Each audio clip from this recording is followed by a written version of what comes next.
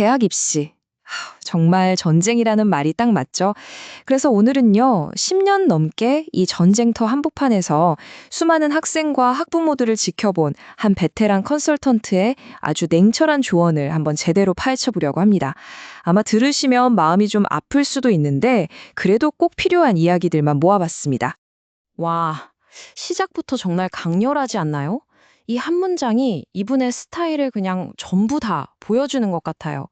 지금 당장 듣기 좋은 말이 아니라 나중에 진짜 웃게 만들어줄 쓴소리를 하겠다는 거죠. 일종의 사랑의 매 같은 거라고나 할까요?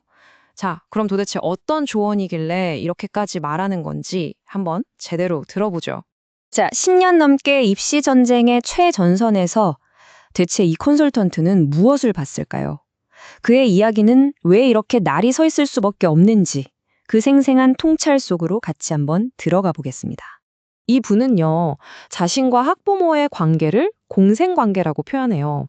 이게 무슨 말이냐면 여러분처럼 똑똑한 학부모님들이 계속해서 더 날카로운 정보, 더 정확한 분석을 원하니까 자기도 거기에 안주할 수가 없다는 거예요. 결국 서로가 서로를 계속 공부하게 만들고 함께 발전하는 관계라는 거죠. 이거 정말 흥미로운 관점이지 않아요? 흔히 말하는 팩트 폭력이랑은 좀 다른 거예요. 나는 그냥 입시라는 냉정한 현실, 그러니까 팩트를 보여줄 뿐인데 그 현실 자체가 너무 아프니까 듣는 사람이 아픔을 느낄 뿐이라는 거죠. 너 틀렸어. 이게 아니라, 자, 이게 현실이에요. 우리 같이 봅시다. 이런 지안인 겁니다. 자, 그럼 본격적으로 그가 말하는 첫 번째 핵심 마인드셋, 뭘까요? 그 시작은 바로 부모님이 가진 두 개의 엔진을 딱 분리하는 것부터입니다. 보세요. 부모님한테는 두 가지 역할이 있다는 거예요. 하나는 아이의 삶을 보듬어주는 생활 지도. 이건 당연히 뜨거운 가슴으로 무한한 사랑을 주는 역할이죠. 하지만 다른 하나, 바로 대입 지도는 완전히 전혀 다른 게임이라는 겁니다. 이건 차가운 머리로 냉정하게 판을 읽는 전략가의 역할이어야만 한다는 거죠. 와, 이 문장 하나가 그냥 모든 걸 설명해 주네요. 내 아이가 세상에서 제일 소중하고 최고가 됐으면 하는 그 뜨거운 마음이 오히려 입시 전략을 짜는데 방해가 될 수 있다는 강력한 경고인 셈입니다. 사랑은 사랑이고 전략은 전략. 이걸 구분해야 한다는 거죠. 자, 그렇게 냉철한 머리로 전략을 짠다고 해도 사람이 어떻게 실수를 안 하겠어요. 그쵸? 바로 그 지점에서 두 번째 마음가짐이 필요합니다. 실패를 어떻게 대할 것인가, 여기에 대한 이야기입니다.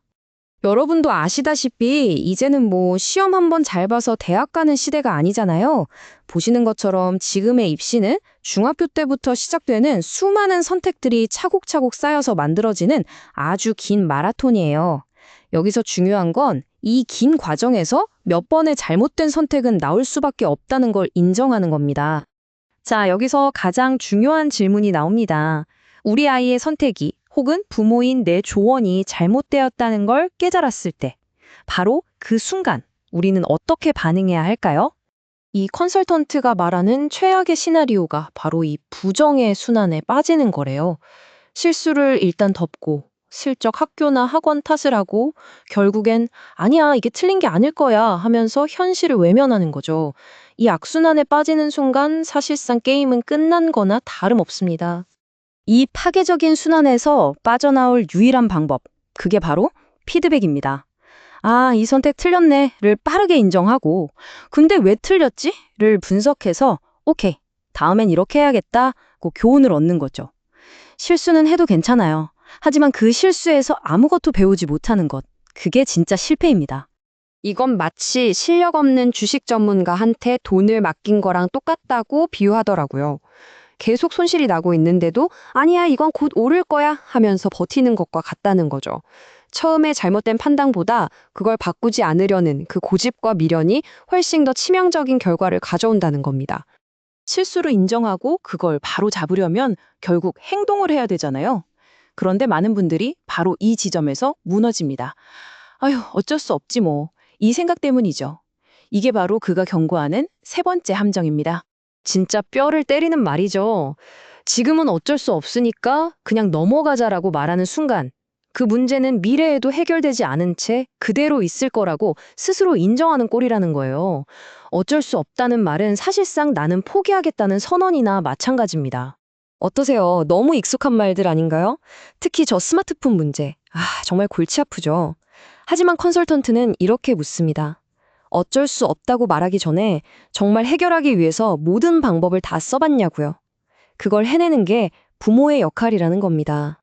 핵심은 이거예요. 오늘 에이 어쩔 수 없지 하고 넘어가면 내일 우리 아이의 한계치를 바로 오늘 우리가 정해버리는 거나 마찬가지라는 거예요.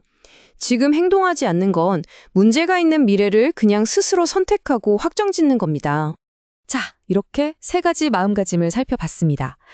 결국 이 모든 이야기는 입시라는 전쟁터에서 부모는 과연 어떤 포지션을 취해야 하는가, 이 근본적인 질문으로 돌아오게 됩니다. 다시 한번 정리해 볼까요? 첫째, 아이를 사랑하는 부모의 역할과 입시를 설계하는 전략가의 역할을 철저하게 분리할 것. 둘째, 실수를 배움의 기회로 만드는 유연함을 가질 것. 그리고 마지막 셋째, 무력감에 빠져서 어쩔 수 없어라고 말하는 대신 어떻게든 해결책을 찾아내는 집요함을 보일 것. 마지막으로 이 질문을 한번 스스로에게 던져보시면 어떨까요? 물론 둘 다 중요하죠. 하지만 지금 이 순간 우리 아이의 입시를 위해 내가 더 힘을 쏟고 있는 것이 과연 따뜻한 사랑인지 아니면 냉철한 전략인지 한 번쯤은 돌아볼 필요가 있다는 겁니다. 그 답이 앞으로의 긴 여정의 방향을 결정하게 될 테니까요.